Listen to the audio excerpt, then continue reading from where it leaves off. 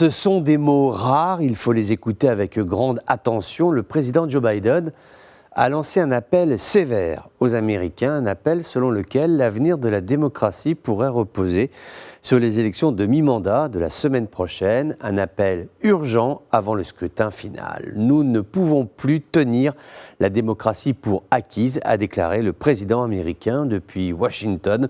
La Maison-Blanche, bien sûr, est en campagne électorale, la période est propice aux formules choc, mais tout de même, il y a toujours eu aux États-Unis, dans le bloc républicain, l'idée que le président Biden n'était pas tout à fait légitime et que son élection a été volée par les électeurs. Le thème de la protection de la nation et de ses piliers démocratiques est au cœur de l'actuelle campagne.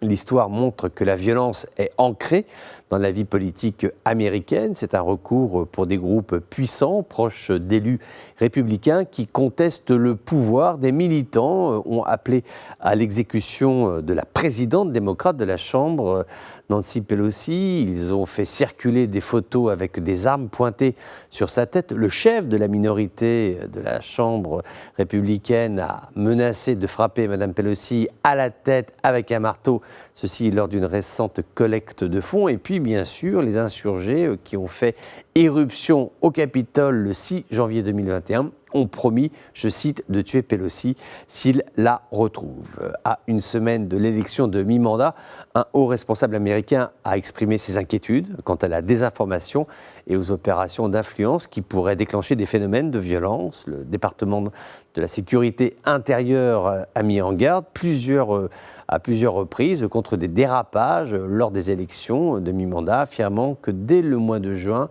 que l'élection pourrait servir de point de ralliement aux extrémistes. C'était donc annoncé dès le mois de juin. Parmi ceux-ci, ces extrémistes, près de 60% viennent des 7 États qui ont tous vu les résultats de l'élection présidentielle de 2020 contestés. Le secrétaire à la sécurité intérieure, Alejandro Mayorkas, parle d'une situation très triste où les responsables électoraux et politiques s'inquiètent pour leur propre sécurité. Ce sont ces mots, une myriade de théories du complot continuent de proliférer sur les réseaux sociaux et dans les médias américains avec des récits fantasmagoriques sur un scrutin qui aurait été volé à M. Trump. En tout cas, ce sera un rendez-vous électoral sous très haute surveillance. Les capacités de mobilisation des complotistes et des candidats à la violence gratuite sont réelles. C'est tout à fait préoccupant dans un pays qui a fait de la démocratie l'un de ses axes les plus essentiels.